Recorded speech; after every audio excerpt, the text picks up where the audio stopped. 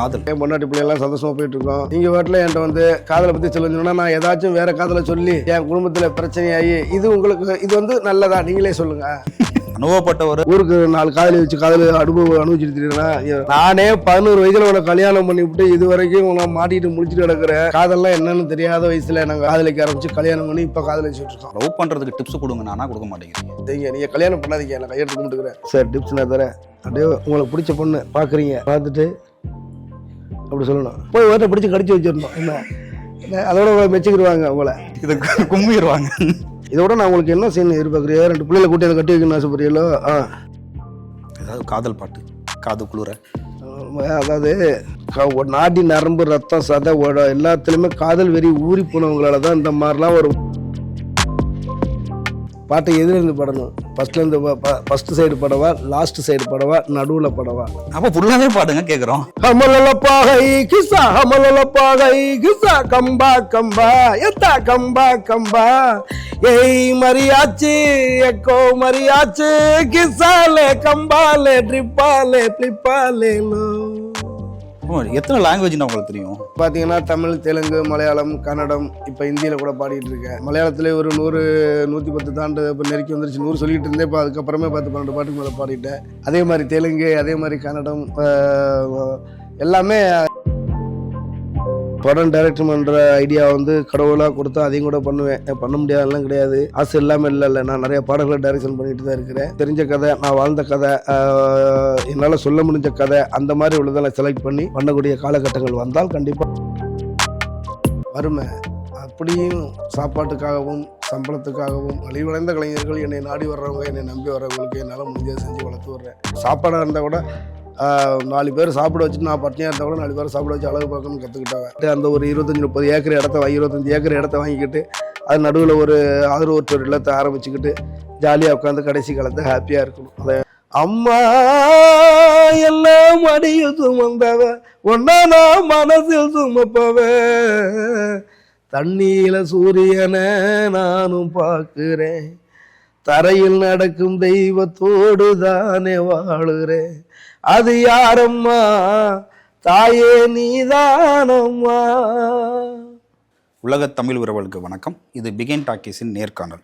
இன்றைய நேர்காணலில் சோசியல் மீடியாவில் ட்ரெண்ட் ஆகிட்டு இருக்க பாடல்லாம் இவர் பாடின பாடல் தான். நிறையா பாடல்கள் வந்து இவரால் தான் ட்ரெண்ட் ஆகிட்டு இருக்குன்னு சொல்லலாம்.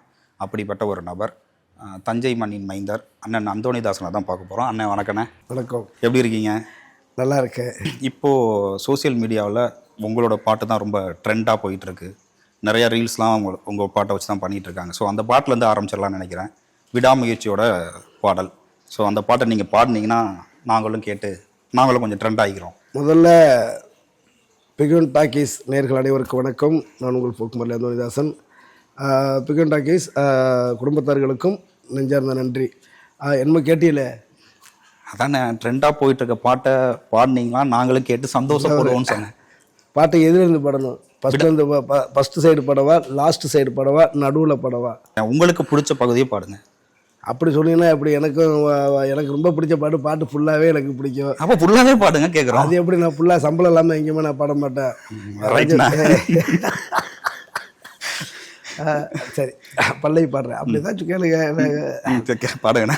ஹமலலப்பாகை கிசா ஹமலலப்பாகை கிசா கம்பா கம்பா எத்தா கம்பா கம்பா ஏய் மரியாச்சு எக்கோ மரியாச்சு கிசாலே கம்பாலே ட்ரிப்பாலே பிளிப்பாலே லோ. மல்லி மல்லியா மல்லியா மல்லியா ஐயா வாழ்த்து சொல்ல ஊரே சேர்ந்ததையா தனித்தனியா இருந்த 2 உலகம் ஃபேமிலியா இப்போ ஆனதையா மனசுலதான் நினைச்சதெல்லாம் நடக்க குணத்துலதான் சாவி இருக்குதையா அணைச்சுக்குவா அழகா ஒன்ன ஒருத்தி புரிஞ்சுக்கிட்டா அவதான் பொண்டாட்டியா சவதீக்கா சவதீக்கா ட்ரிப்பா ட்ரிப்பிங்கா ட்ரிப்பா ட்ரிப்பிங்கா சவதீக்கா சவதீக்கா எக்கா கப்புங்கா எக்கா கப்புங்கா எக்கா மரியாச்சி 8 மணியாச்சு கொஞ்சம் கிசாலே அலே அலே எக்கா மரியாச்சி எல்லாம் சரியாச்சு லவ் குத்தாலே அலே அலே. சூப்பர்ண்ணா. பாதி பாட்டை பாட வச்சுட்டீங்க. சம்பளம் வாங்காமல் பாடினதுனால பாதி பாட்டு தான் பாடிருக்கீங்க. எத்தனை லாங்குவேஜ்னா உங்களுக்கு தெரியும்? ஒரே லாங்குவேஜ் தான் தெரியும். இல்லைண்ணா, இப்போ பார்த்தீங்கன்னா இந்தியாவில் இருக்க பாதி லாங்குவேஜில் நீங்கள் பாட்டு பாடிட்டு இருக்கீங்க.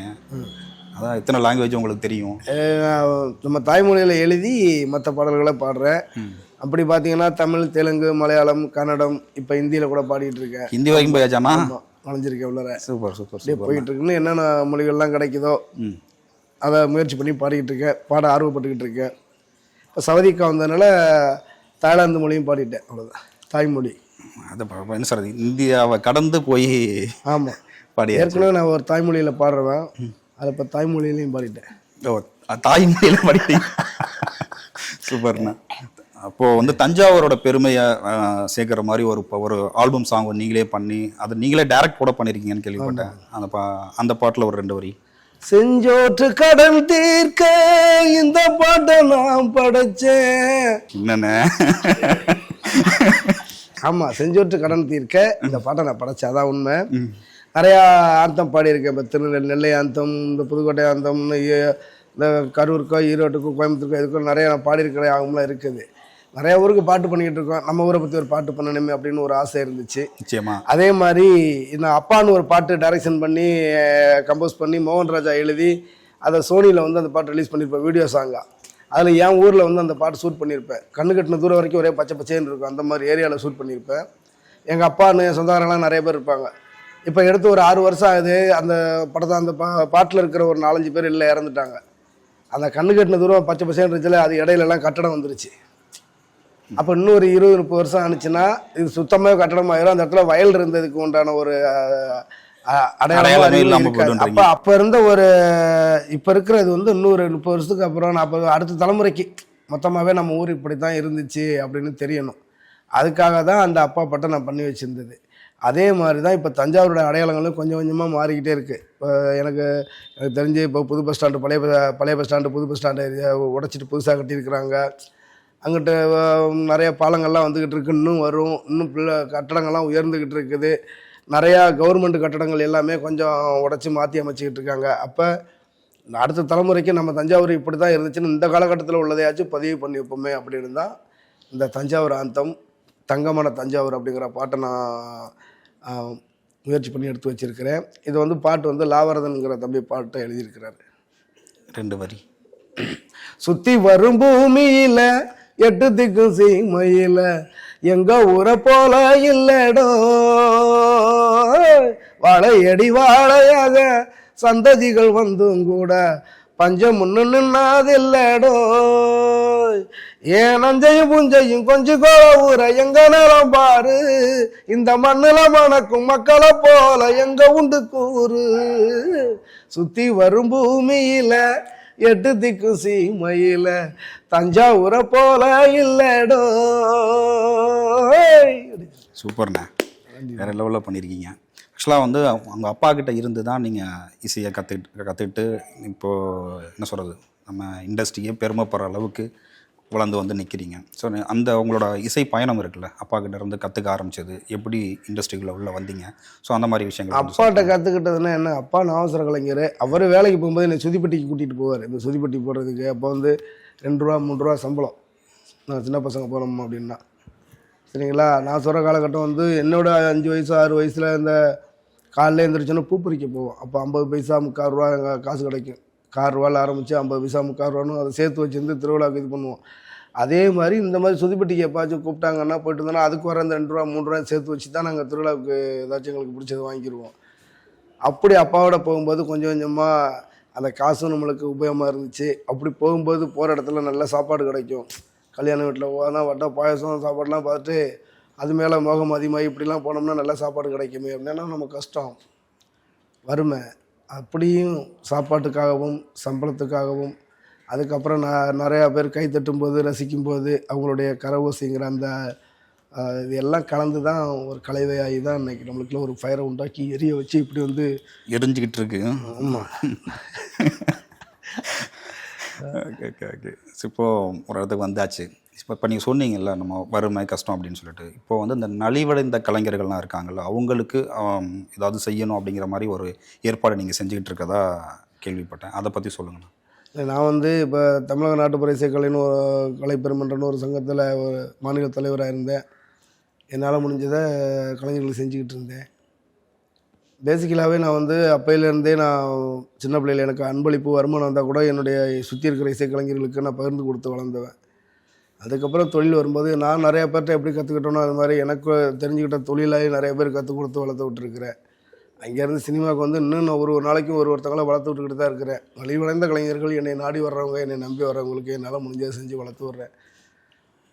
அவங்க தொழில் திறமை அந்த இதை வச்சு வந்தாங்கன்னா அவங்களுக்காக அந்த ஃபோக் மல்லி ரெக்கார்ட்ஸை உருவாக்கி அந்த மாதிரியும் கலையும் வளர்க்குறதையும் பண்ணிக்கிட்டு இருக்கிறேன். மற்றபடி எனக்கு தெரிஞ்சு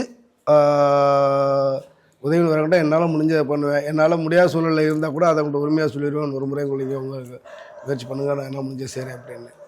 இருந்து வச்சுக்கிட்டே யாருக்கும் இல்லைன்னு சொன்னதில்லை. நான் சாப்பாடாக இருந்தால் கூட 4 பேர் சாப்பிட வச்சுட்டு நான் பட்டினியாக இருந்தால் கூட 4 பேர் சாப்பிட வச்சு அழகு பார்க்கணும்னு கற்றுக்கிட்டவன். எங்கள் அப்பா அம்மாட்ட அவங்கள்ட்ட இருந்து அதான் கற்றுக்கிட்டது. சூப்பர். அந்த மாதிரி டைப். நல்ல விஷயம்ண்ணா. அப்போ முதல் சம்பளம் 2 ரூபான்னு சொன்னீங்க. 2 ரூபா 3 ரூபா வாங்கிட்டு இருந்தேன் அப்படின்னீங்க. ஆமாம். இப்போ வந்து பல மொழியில் பாடிட்டு இருக்கீங்க. எந்த மொழியில் பாடுறதுக்கு நான் சம்பளம் நிறையா கொடுக்குறாங்க? அதர் லாங்குவேஜ் எல்லாமே எல்லாம் சம்பளம் எல்லாம் தராங்க. தமிழை தவிர மற்ற லாங்குவேஜ். தமிழில் நம்ம தமிழ் நமக்கு தெரியுங்கிறதுனால வந்து சீக்கிரமாக வந்து பாடிடுவோம். 2 மணி நேரம் 3 மணி நேரத்தில் பாடிடுவோம். அதர் லாங்குவேஜுங்கிறப்ப 5 மணி நேரம் 6 மணி நேரம் 8 மணி நேரம்லாம் ஆகும்.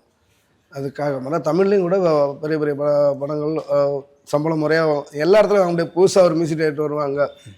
அவங்க ஒரு படத்தை நான் ஒரு 10 லட்சத்துக்குள்ள மியூசிக் பண்ணணும், அதில் 4 பாட்டு இருக்கும், அவங்க 6 பண்ணால் அப்போ அந்த மியூசிக் டைரக்டர் வழிவர்த்தனை நம்மளுக்கு தெரியும். அவங்கள்ட்ட போய் எனக்கு இவ்வளோ கொடுத்தா தான் படம் முடிஞ்சு சொல்ல முடியாது. அதுலேயும் ரொம்ப இறங்கி வரக்கட்டா, ஐயா இதுக்கு கீழே என்னால் முடியாதுங்க, நான் ஒரு ஆல்பம் சாங் இவ்வளோ வாங்கிட்டு இருக்கிறேன், ஒரு இண்டிபெண்டன்ட் சாங் இவ்வளோ வாங்கிட்டு இருக்கேன், டிவிஷனல் சாங் இவ்வளோ வாங்கிட்டு இருக்கிறேன்னு என் உழைப்புக்கு உண்டான ஊதியத்தை கேட்டு வாங்கிக்கிடுவேன். அதில் என்னால் முடிஞ்சவங்களுக்கு நான் சகாயமாக பண்ணி கொடுத்துருவேன். சூப்பர்ண்ணே. இப்போது அதர் லாங்குவேஜில் நிறைய பாட்டு பாடிட்டு இருக்கீங்க. இப்போ மலையாளத்தில் கூட நீங்கள் மற்ற மொழியில் விட கம்பேர் பண்ணும்போது மலையாளத்துலேயே நிறைய பாட்டு பாடிட்டு இருக்கீங்க. அந்த மலையாள மொழியில் நீங்கள் பாடின பாட்டெல்லாம் உங்களுக்கு பிடிச்ச பாட்டு எதுனா? இப்படி சொன்னீங்கன்னா எப்படி நான் அடுத்தடுத்து மலையாள பாட்டு மலையாள மியூசிக் எனக்கு பாட சொல்றதுக்காக தானே கேட்குறேன். ரொம்ப பிடிச்ச பாட்டு எனக்கு பிடிக்கும். மொழி முழுமையாக தெரியாது. ஆனால் நீங்கள் கேட்டிங்கன்னா எனக்கு பாட தெரியாது, அதுதான் உண்மை. சரிங்களா? அதில் வந்து முதல்ல அந்த கப்ரியல் ஒரு பாட்டு பாடியிருந்தேன், கப்பின்னு ஒரு படத்தில். விஷ்ணு விஜய் சார் தான் என்னை அறிமுகப்படுத்தினவர். அதில் கப்ரியேலிண்டே தர்சன சாபல்யமாய் சர்வலோகர்க்கும் நன்மைக்கும் காரியுண்யமாய் நானா அப்படி வரும். அது கொஞ்சம் தான் தெரியும். அதே மாதிரி அடுத்த பாட்டு பார்த்தீங்கன்னா அம்புலின்னு ஒரு படம். அதில் வந்து ஞான் ஜாக்சன் அல்லடா, நியூட்டன் அல்லடா, ஜோக்கர் அல்லடா, மூன் வாக்கும் அல்லடா, ஸ்டாரும் அல்லடா, ஒன்றும் அல்லடா, என்னாலும் நாத்தாரே இந்நாட்டில் என் ராஜா மத்தானே கிக்கானே மச்சானே பாட்டேன்னு டான்ஸு களி தெரிஞ்சதை பாடுவேன், தெரியாது இல்லைன்னு சொல்லி. அர்த்தம் புரியலண்ணா, ஆனால் நான் கேட்குறது சூப்பராக இருக்குண்ணே, நல்லா இருக்கும். உண்மையிலேயே இப்போ நிறையா பாடியிருக்கேன். மலையாளத்திலே ஒரு 100 110 தாண்டு இப்போ நெருக்கி வந்துருச்சு. 100 சொல்லிகிட்டு இருந்தேன். இப்போ அதுக்கப்புறமே 10-12 பாட்டுக்கு மேலே பாடிட்டேன். அதே மாதிரி தெலுங்கு, அதே மாதிரி கன்னடம், எல்லாமே 100 தாண்டிடுச்சு.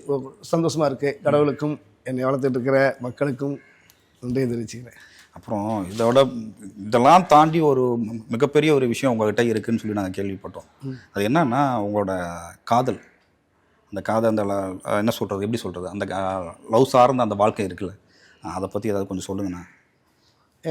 என் கூட வந்திருக்கவங்களுக்குலாம் நான் கல்யாணம் ஆகலை, எனக்கு நான் கல்யாணம் ஆகலை, நீங்கள் ஏதாவது டிப்ஸ் கொடுத்தீங்கன்னா நாங்கள் அதை லவ் பண்ணுவோம். அப்படியே இருந்துருங்கிற அந்த பெண்களுக்கும் நல்லது, என்ன அந்த சமூகத்துக்கும் நல்லது, மக்களுக்கும் நல்லது. நீங்கள் இதே மாதிரி எங்களை மாதிரி உள்ளவங்களை எல்லாம் பதிவு பண்ணி வெளி உலகத்தை சேர்க்குற பணியை மன நிறைவே செய்யுங்க. நீங்கள் கல்யாணம் பண்ணாதீங்க, நான் கையெடுத்து கும்பிட்டுக்கிறேன். கையெடுத்து கும்பிடுங்க. நல்லதுண்ணா. ஏன்னா நீங்களே ஒரு காதலோடு தான் இருக்கிறீங்க. நீங்கள் வந்து ஒரு வீடியோ ஜாக்கியாக வந்து இப்போ அந்த ஒரு சரியாக அந்த மேலே உள்ள காதலை தான் இங்கே இருக்கிறீங்க. அதே மாதிரி உங்கள் கேமராமேனாக அவங்க வந்து காதலோடு தான் இருக்கிறாங்க. உங்கள் காதலை பிரித்த பாவம் எனக்கு வந்துடக்கூடாது. இல்லை, அந்த காதலை பிரிக்க மாட்டோம். அந்த காதல் வந்து அது தீரா காதல்னா அது எப்போதும் இருக்க தான் செய்யும்.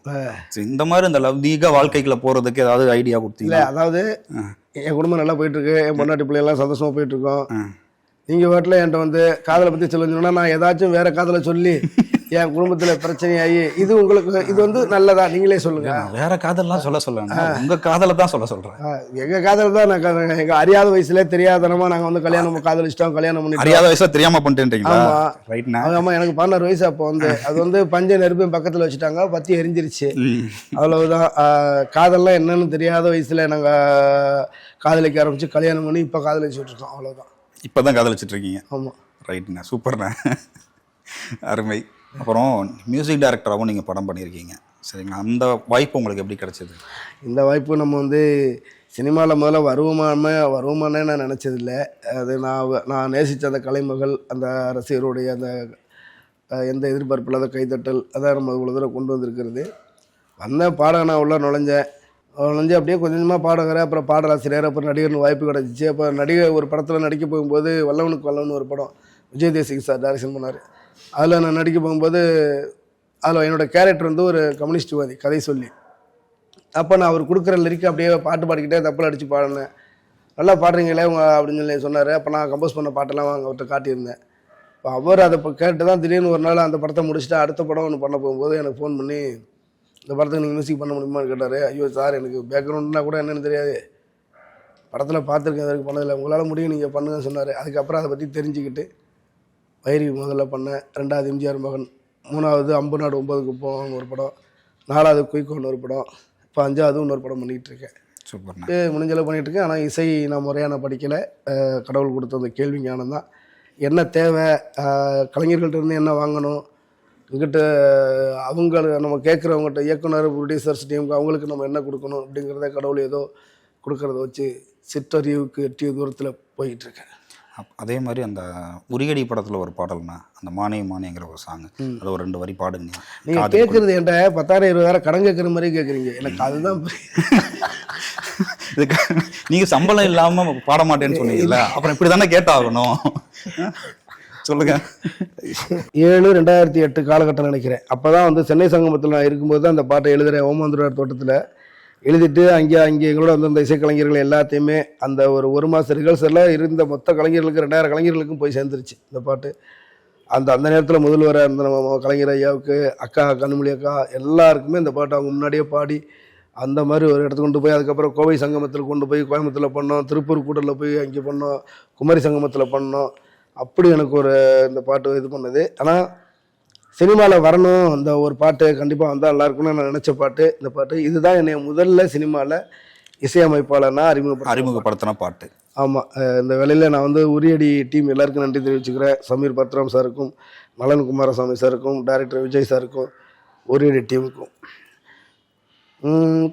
செங்கரும்பு சாறு எடுத்து நானும் செஞ்ச வெள்ளக்கட்டி, எங்கே வச்ச என் மனச சொல்லேண்டிய செல்லக்குட்டி, கண்டே நடி காதலியே ஓ மோகத்தை நேத்து தான், கொண்டேன் ஆசை பூங்கோடியே ஓங்கூட நான் சேரத்தான், கண்ணே என்னை விட்டு நீயும் ஒதுங்கி போக நினைக்காதே, காதலியே காதலிச்ச என்ன நீயும் மறக்காதே, மானே மானே உறவன நினைத்தேனே, நானே நானே உசுருக்குள் ஒழிச்சேனே, அடிமானே மானே உன்னை உறவன நினைத்தேனே, உன்னை தானே நானே உசுருக்குள் ஒழிச்சேனே. பாருங்க, அதான் போங்க பண்றீங்க பார்த்தீங்களா? நீங்கள் மொதல் பாட்டே வந்து ஒரு காதல் பாட்டை வந்து நீங்கள் இசையமைப்பால் அறிமுகமாயிட்டு ஒரு லவ் பண்ணுறதுக்கு டிப்ஸ் கொடுங்க, நானா கொடுக்க மாட்டேங்கிறீங்க. அதான் தெரியல எங்களை பார்த்தா அப்படியே சார் டிப்ஸ் நான் தரேன். அப்படியே உங்களுக்கு பிடிச்ச பொண்ணு பார்க்குறீங்க, பார்த்துட்டு அப்படி சொல்லணும். எப்படி போய் ஓட்ட பிடிச்சி கடிச்சு வச்சிடணும், அதோட மெச்சுக்கிடுவாங்க, கும்பிடுவாங்க. புரிதல் தான், வேற ஒன்றுமே இல்லை. யாருக்கு யாருன்னு கடவுள் எழுதி வச்சுருப்பாங்க. கடவுள் நம்மளுக்கு என்ன கிடைச்சிருக்கோ அதை வச்சு சந்தோஷப்பட தெரிஞ்சுக்கிறணும். அப்படியே செட் ஆகாத துணையோ துணைவனோ துணைவியோ கிடைச்சா கூட இது நம்மளுக்கு அமைஞ்ச வாழ்க்கை அப்படின்னு போதுமான வரைக்கும் உள்ளதை வச்சு சந்தோஷப்பட்டுக்கிட்டு அவங்களுக்கு புரிய வச்சு ஒருத்தர் விட்டு கொடுத்து வாழணும். குடும்ப என்னைய கேட்டால் இப்போல்லாம் வந்து குடும்ப உறவுகள்லாம் நிறையா அழிஞ்சிக்கிட்டு இருக்குது. அவங்கவுங்க தனித்தனியாக வாழணும்னு ஆசைப்பட்டுக்கிட்டு இருக்கிறாங்க. அது வந்து நல்லதுக்கு இல்லை. நீங்கள் இருக்கிற வரைக்கும் சந்தோஷமாக தனித்தனியாக வாழுவீங்க. அது போக போக உங்கள் பிள்ளை குட்டி காலத்துக்கும் எல்லாத்துக்குமே அது இடையூறு. வயசானவங்கன்னு ஒருத்தவங்க வீட்டில் இருக்க தான் செய்யணும், குழந்தையும் வீட்டில் இருக்க தான் செய்யணும். இவங்களை பார்த்துக்கிறவங்க, சண்டை போடுறதுக்கு உறவு முறைகள், சந்தோஷப்படுத்துறதுக்கு உறவு முறை எல்லாமே இருக்கணும். அது எல்லாத்தையும் சமாளித்து நம்ம போகிறது தான் ஒரு சந்தோஷமான வாழ்க்கை. தனியாக வாழ்கிறது வாழ்க்கை இல்லை, கூட்டு குடும்பமாக வாழணும். இந்த மாதிரி நிறைய விஷயங்கள்லாம் இருக்குது. லவ் பண்ணுறது இது எல்லாத்துக்குமே அந்த காதல் தான் காரணம். புரியுங்களா? கணவன் மனைவி மேலே வைக்கிற காதல், இந்த மனைவி கணவன் மேலே வைக்கிற காதல், இந்த காதல் தான் இது எல்லாத்துக்குமே அடித்தளம். இதை விட நான் டிப்ஸ் எப்படி கொடுக்கணும்னு தெரியல. கல்யாணம் வாழ்க்கை எப்படின்னு சொல்லி பயமுத்துறீங்க நீங்க. பயமுத்து உங்களை மாதிரி இந்த மாதிரி சொல்றீங்களா, இந்த மாதிரி பயந்துக்கிட்டு போறீங்களா, அதுதான். இப்போ நீங்க அப்படி பயப்படாதீங்க, தைரியமா வாங்கன்னு சொல்றேன். ஏன்னா இப்போ நீங்க இந்த மாதிரி செஞ்சிட்டீங்கன்னா இன்னும் கொஞ்சம் காலம் உங்களுக்கு முடியாத காலம் வரும்போது நீங்கள் ஒரு பிள்ளைய பெற்றுக்கிட்டு வச்சுக்கிட்டு இல்லை ஒரு பிள்ளைய 2 பிள்ளைய நீங்கள் காட்டில் நல்லபடியாக படிக்க வச்சு அங்கேயும் ஒரு பிள்ளைய அமெரிக்காலையும் ஒரு பிள்ளைய லண்டன்லையும் விட்டுட்டு நீங்கள் இங்கே தனியாக கடைசி காலத்தில் வயசான காலத்தில் தனியாக தான் கடந்து சாகணும். நம்மளுக்கு நம்ம சேர்க்குற சொந்த பந்தம் ஒட்டு உறவு எல்லாமே நம்மளுடைய தள்ளாடுற காலத்தில் நம்மளை தாங்கி பிடிக்கிறதுக்கு தான். அப்போ தான் ஒருத்தர் தான் சுழற்சி முறை தானே. தாத்தா வளர்ந்து பேரனை பார்த்துக்கணும், நாளைக்கு அந்த பேரன் தாத்தாவான், அப்போ அவனோட பேரன் வந்து அவனை பார்த்துக்குவான். இப்படி இருக்கணும். அது மாதிரி இது எல்லாமே ஒரு காதல் தான். எல்லாத்துலயும் காதல் இருக்குன்றீங்க. ஆமா, இந்த காதல் அடித்தளம் வந்து ஒரு கணவன் மனைவி குடும்ப வாழ்க்கை அப்படிங்கிற ஒரு இல்லறங்கிற ஒரு இதுல ஆரம்பிக்கிற ஒரு அன்பு தான், காதல் தான். இதை விட நான் உங்களுக்கு என்ன செய்யணும் எதிர்பார்க்குறியா? 2 பிள்ளைகளை கூட்டி அதை கட்டி வைக்கணும்னு ஆசைப்படுறீங்களோ? அதான் 2ன்றீங்க. டிப்ஸ் கொடுக்காத மறுபடியும் சொல்லிட்டேன், அதே சேவ் சொல்லிட்டேன். சூப்பர்ண்ணா. திட்டத்தோட தான் கிளம்பி இருக்கிறீங்க. இல்ல அனுபவப்பட்ட அனுபவ ரீதியா அதாவது ஐடியா கொடுத்தீங்கன்னா அப்ளை பண்ணலாமே. நீங்க அந்த மக்கள்கிட்ட கேளுங்க. அனுபவப்பட்டவனா நான் பாருங்க, நான் ஊருக்கு 4 காதலி வச்சு அனுபவிச்சிருக்கேன்னா, நானே 11 வயதுல உன கல்யாணம் பண்ணிவிட்டு இது வரைக்கும் உன மாட்டிட்டு முடிச்சுட்டு கிடக்குறேன். என்ன அங்க எவ்வளவு பிரச்சனை தாண்டி எதிர்த்து காதல் டிச்சு கொடுங்க. முதல்ல அக்காவுக்கு காமிக்கிறோம் அந்த வீடியோ.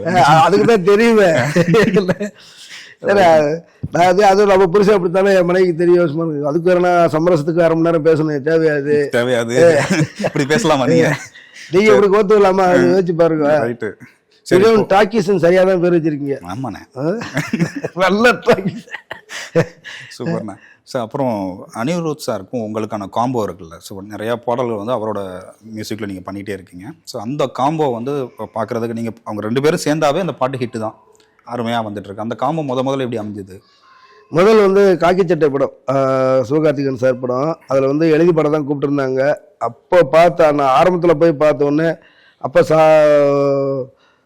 அப்போ எந்த ஒரு சந்தோஷமாக எந்த ஒரு ஜாலியாக ஃப்ரெண்ட்ஷிப்பாக ஆரம்பிச்சிச்சோ அதை விட பல மடங்கு கூடி போய் இப்போ நெருங்கின ஒரு இதாக தான் நான் இந்த ரெக்கார்டிங்லாம் போயிட்டுருக்கு. பொதுவாகவே நைட்டு வேட்டை தான் ஆடுவோம் ரெக்கார்டிங்கு. நைட்டு வேட்டை? ஆமாம். இந்த சவதிக்கா பாட்டு தான் பகலில் பாடினது, பாக்கி எல்லாமே நைட்டு தான். பகல்லையா பண்ணீங்க? ஆமாம், ரைட்ண்ணே. அந்த மாதிரி. இப்போ அடுத்து வந்து கன்னடாலையும் பாடியிருக்கேன் அதே பாட்டை. ஆமாம், இப்போ அடுத்து தெலுங்கு, மலையாளம், ஹிந்தி 3க்கும் நீங்களே பாட போகிறீங்க? வாய்ப்பு வரும்னு தாய்மொழியில பாடிருக்கீங்க? வாய்ப்பு வரும்னு எதிர்பார்த்துக்கிட்டு இருக்கேன். வேற இல்லை, இந்த பாட்டை வந்து தாய்மொழியில தானே பாடிருக்கீங்க? ஆமா. அப்ப மற்ற மொழியிலையும் அதே தாய்மொழியில தான் எழுதி பண்ணேன். தாய்மொழிண்ணே? ஆமா, நான் தான் உங்களுக்கு போட்டு. அது மாதிரி முதல் பாட்டு வந்து கட்டிக்கிற, 2வது பாட்டு வந்து சொடக்கு, 3வது பாட்டு வந்து பேட்டை ஆகா கல்யாணம், 4வது பாட்டு டிப்பட்டப்போ, இப்போ 5வது பாட்டு சவதிக்கா. சூப்பர்ண்ணா, சூப்பர்ண்ணா. நான் அந்த உண்மையிலே இந்த வேலையில் வந்து நான் பாடலாசிரியர் அறிவுக்கும் அனிசாருக்கும் நான் நன்றி எப்பவுமே சொல்லிக்க கடமைப்பட்டிருக்கேன். அனிசாருக்கு குறிப்பாக வந்து அனிசாருக்கு நான் நன்றியை சொல்லிகிட்டே இருப்பேன் எப்பவுமே. ஏன்னா அந்த பாட்டை அனிசார் சூப்பராக பாடியிருந்தாங்க, அவர் வாய்ஸ்லேயே வச்சிருக்கலாம். அங்கிட்டு பாடகர் திருக்குறள் அறிவு, அவர் சிறந்த பாடகர், ஒன்று அவரே கூட பாட வச்சிருக்கலாம். அதை மீறி எனக்கு இந்த பாட்டு கொடுத்துருக்காங்க. அப்படிங்கிறப்ப அதுக்கு கடவுளுக்கும் வாழ்த்திக்கிட்டு இருக்கிற ரசிகர்களுக்கும் நன்றி சொல்லிக்கிட்டே இருக்க வேண்டியது. நிச்சயமான. இப்போ நிறையா மியூசிக் டைரக்டரோட மியூசிக்கில் நீங்கள் பாடிட்டீங்க. இவரோட மியூசிக்கில் நான் பாடணும் அப்படிங்கிற மாதிரி யாராவது இருக்காங்களா? எய்தாப்புல பச்சை கலரில் கோடு போட்ட சட்டை போட்டு உட்காந்துருக்காப்புல, அவர் மியூசிக் அவர் மாதிரி அவர் பண்ணுவார். அந்த மாதிரி ஆளுங்க மியூசிக் பண்ணால் அதில் பாடணும் அப்படின்னு ஒரு ஆர்வமாக காத்துட்டு இருக்கு. அப்படிதான் எல்லா மியூசிக் டைரக்டர்ட்டையும் பாடிட்டீங்க? ஆமாம், இன்னும் நிறைய மறுபடியும் அவங்க கூப்பிடுவாங்க. அதில் நம்ம குண்டு வச்சுக்க கூடாது அப்படின்னு ஒரு தன்னடக்கத்தோடு இருக்கிறேன். எல்லா இசையமைப்பாளர்களுக்கும் மீண்டும் மீண்டும் நான் பாட ஆசைப்பட்டுக்கிட்டு இருக்கிறேன். புதுசாக ஒரு இசையமைப்பாளர்களுக்கும் நான் வந்து பாடுறது காத்துக்கிட்டு தான் இருக்கிறேன். பாடுறது என்னுடைய சுவாசம். இப்போ பாடுறது உங்களோட சுவாசம்னு சொன்னீங்க. இப்போ அதே மாதிரி அதுக்கு ஈக்குவலாக நடிக்கிறது உங்களுக்கு பிடிக்கும்னு கேள்விப்பட்டேன். அப்படியா? உங்கள் முன்னாடி உட்காந்து நடிச்சுக்கிட்டு இருக்கலாம். இப்போ உட்காந்து நடிப்பானே, உண்மை இல்லை அது? இதோட அப்புறம் உலக மேடை, வாழ்க்கையே நாடகம் தானே, நாடக மேடை தானே. இப்போ ரீசெண்டாக ஏதோ படம் பண்ணியிருக்கீங்களா? ஆமாம், முதல் படம் வந்து முன்னாடி நான் பண்ணியிருந்தது ஜிகர்தண்டா, அப்புறம் தாரத்தப்பட்ட, இந்த கிடாபுசாரி மகுடி இப்படின்னு பண்ணியிருந்தேன். பாடல்களுக்கு ஒரு பாட்டுக்கு நிறைய ஆடி இருந்தேன். இந்த வண்டியில் நல்ல ஒரு பாட்டுக்கு, அப்புறம் இது டக்கு டக்குன்னு ஒரு பாட்டுக்கு, இந்த மாதிரி நிறைய பாட்டுக்கு ஆடி இருக்கிறேன். இப்போ அப்கமிங்கில் வந்து ஒரு 4 படம் இருக்குது. சீனு ராமசாமி சாருடைய படம், ஜிவி சார் ஹீரோவாக பண்ணியிருக்காரு. அதில் ஒரு நல்ல காமெடி ரோலு, குணச்சித்திர படமாக அதில் பண்ணியிருக்கிறேன். அதுக்கப்புறம் வந்து தலபோச்சன்னு ஒரு படம், அது இப்போ பேர் மாத்திரதா கேள்விப்பட்டேன். ராமரண்ண ஹீரோவாக பண்ணியிருக்காரு. அமெரிக்கா மணிராம் சார் வந்து டைரக்ஷன் பண்ணியிருக்காங்க. அதில் மெயின் வில்லன் கேரக்டராக பண்ணியிருக்கேன். அப்புறம் வந்து நாதமுனின்னு ஒரு படம். வில்லனானே? ஆமாம், மெயின் வில்லன். நாதமுனின்னு ஒரு படம். நாதமுனி வந்து ராஜா சார் மியூசிக்கில் முதல் முறையாக நான் பாடினது. அதில் ஒரு நல்ல ரோலு. நாதமுனி வெயிட் பண்ணிகிட்டு இருக்கேன். அப்புறம் நீ இசையமைப்பாளரை அறிமுகப்படுத்தின வைரி படம் ஒன்று வரல, அந்த வைரிலேயே நல்ல ரோல் நடிச்சிருக்கிறேன். இந்த மாதிரி ஒரு 4-5 படம் வெயிட்டிங்கில் காத்துக்கிட்டு இருக்கு.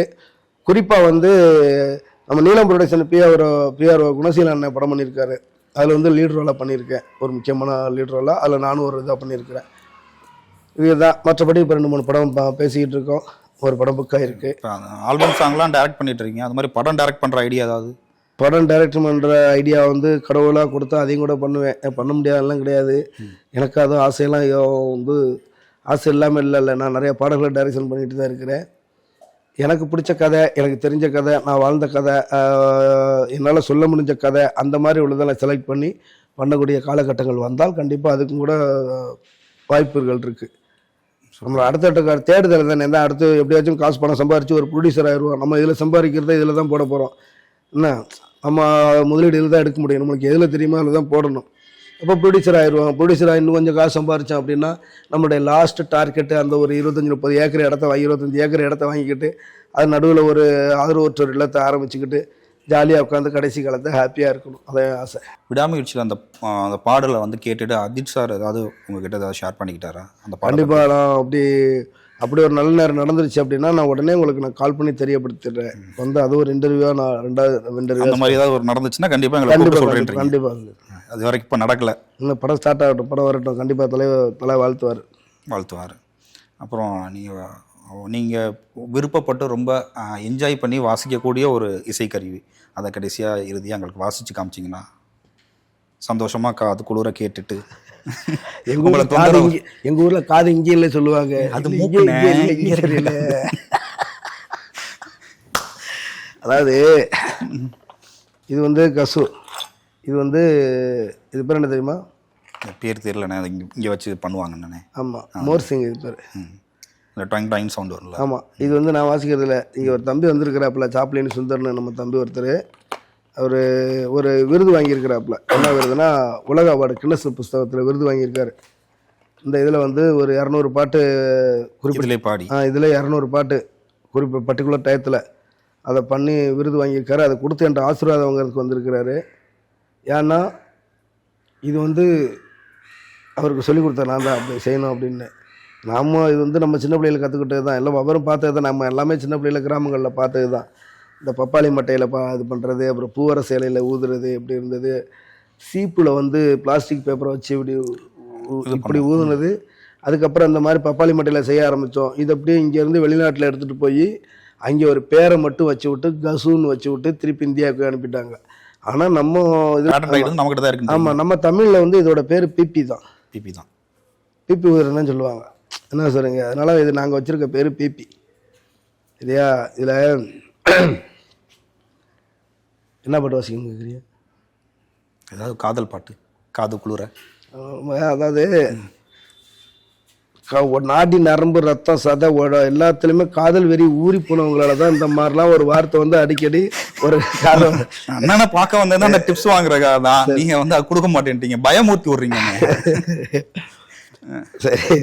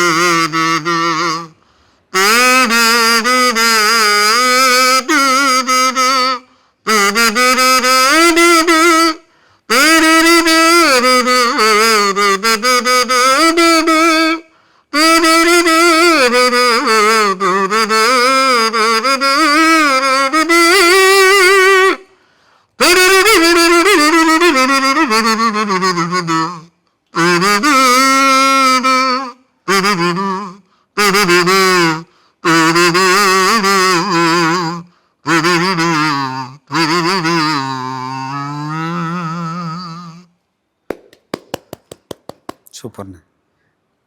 நன்றி. இல்லை விட மாட்டோம். இன்னொரு விஷயம் இருக்குது. இமான் சார் பற்றி நீங்கள் எதுவுமே சொல்லலை. அவர் நல்ல மனுஷன். அவர் மியூசிக்கில் நிறைய பாட்டு பாடிருக்கீங்க, அதை பற்றி ஏதாவது? எனக்கு வந்து முதல் பாட்டு வந்து அவரை எனக்கு அறிமுகப்படுத்தி வச்சவர் வந்து பொன்ராம் சார், ரஜினி. அப்போ வருத்தப்பட வேலை சங்கத்தில் இந்த பாட்டு பொன்ராம் சார் வந்து என்னை எழுதி பாடுறதுக்கு கூப்பிட்டுருந்தாங்க. அப்போ நான் கேட்குறேன், யாருங்க சார் மியூசிக் டேரக்டர்னா நம்ம ஐயா பேரை சொன்னோன்னா, ஐயா சார் இதான் சார் நம்ம முதல்ல ஐயா மியூசிக்கில் பாட போகிறேன், அவங்க என்ன கொடுக்குறாங்களா பாடுறேன் அப்படின்னு சொல்லிட்டு பாடினது தான் வருத்தப்பட வாலிபர் சங்கம். அதுக்கப்புறம் வரிசையாக நிறைய படங்கள் கொடுத்துருக்காங்க. அந்த அளவுக்கு என்னுடைய வெற்றியில் அவருடைய பங்களிப்பும் நிறையா இருக்குது. எப்போவும் நம்போல நான் இமான் சார் குடும்பத்துக்கு நான் நன்றி தெரிவிச்சுட்டு இருக்கேன். வருத்தப்படாத வாலிபர் சங்கத்தில் நீங்கள் பாடின பாட்டு? ஆழம் தெரியாம காலம் வச்சு அடியும் சறுக்கிடுவோம், ஊரு நடுவால பேனர் வச்சு பட்டைய கிளப்பிடுவோம், போற வழி போவோம் பெரும் புள்ளிய போலதான் வாழ்வோம், கண்ட இடத்துல பந்தல போடுவோம், காசு பணத்துக்கு சண்டையை போடுவோம், சண்டை நடக்கையில் கட்டையை போடுவோம், சந்தடி சாக்கில் ஆட்டையை போடுவோம், நாங்க அடுக்கு மொழி வாசனை பேசுவோம், அழகு பொண்ணு கவிதை சொல்லுவோம், இணைஞ்ச காதலை பெருக்கி எண்ணுவோம், எங்களை நாங்களே புகழ்ந்து சொல்லுவோம், நாங்க செம்மவாளு செய்யும் சேட்டைக்கு கிடையாது ரூலு, சொந்த வீட்டுக்கு அடங்காத ஆளு, வருத்தப்படாத வாலிபர் சங்கம். இதுவும் நீங்கள் தான் பண்ணீங்களா? இது நான் பாடலை, அமளியில் கோயில்பட்டி அமளி அக்கா பண்ணாங்க. சூப்பர்ண்ணா. இறுதியாக ஒரு விஷயம்னா, அம்மாவை பற்றி ஒரு பாட்டு பாடியிருப்பீங்க. நான் நிறையா நிகழ்ச்சியில் நீங்கள் பாடி அந்த பாட்டு நான் கேட்டிருக்கேன். அந்த பாட்டு மட்டும் பாட முடியுமாண்ணா? முக்குனியே மூச்சு முட்டை கத்துனிய காதுகிளிய பெத்தெடுத்த தாயே ஒன்ன எப்படித்தான் நான் மறப்பேன், கல்லு மண்ணு தின்னுடுவேன்னு கவனமா பார்த்துக்கிட்ட, கஞ்சியத்தான் நீ குடிச்சு சோத்தையெல்லாம் எனக்கு தந்த, கந்தையத்தான் நீ உடுத்தி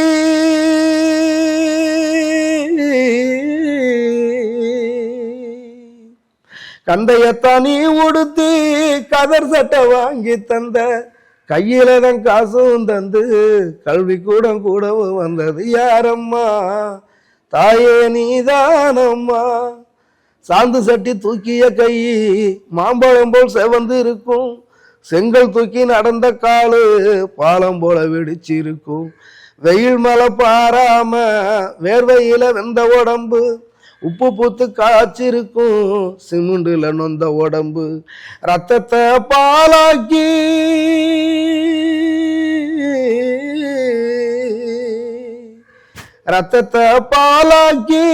ஊட்டி விட்டு என்ன வளர்த்து வேர்வைய கயிறாக்கி தொட்டி கட்டி ஆட்டி விட்டது யாரம்மா, தாயே நீதானம்மா, அம்மா எல்லாம் அடியில் சுமந்தவ ஒன்னா நான் மனசில் சுமப்பவ, தண்ணீர சூரியனை நானும் பார்க்கிறேன், தரையில் நடக்கும் தெய்வத்தோடு தானே வாழுறேன், அது யாரம்மா, தாயே நீதானம்மா.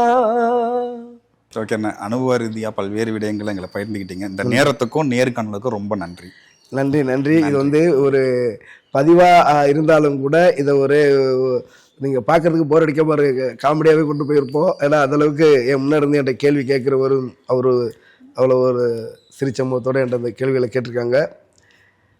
நான் பேசுகிறதுல நல்ல விஷயங்களை எடுத்துக்கிறேங்க. எதிர்கால சந்ததிகள் கெட்ட விஷயங்களை தவிர்த்துருங்க. எல்லாத்துட்டையும் வந்து அதே மாதிரியே ஃபாலோ பண்ணுங்க, எல்லாத்துட்டையும் பழகுங்க, எல்லாத்தையும் தெரிஞ்சுக்கிறங்க. உங்களுக்கு பிடிச்ச நல்ல விஷயங்களை அதில் வந்து எடுத்துக்கிறங்க, கெட்ட விஷயங்களை அவாய்ட் பண்ணுங்கள். நல்லா இருப்போம்.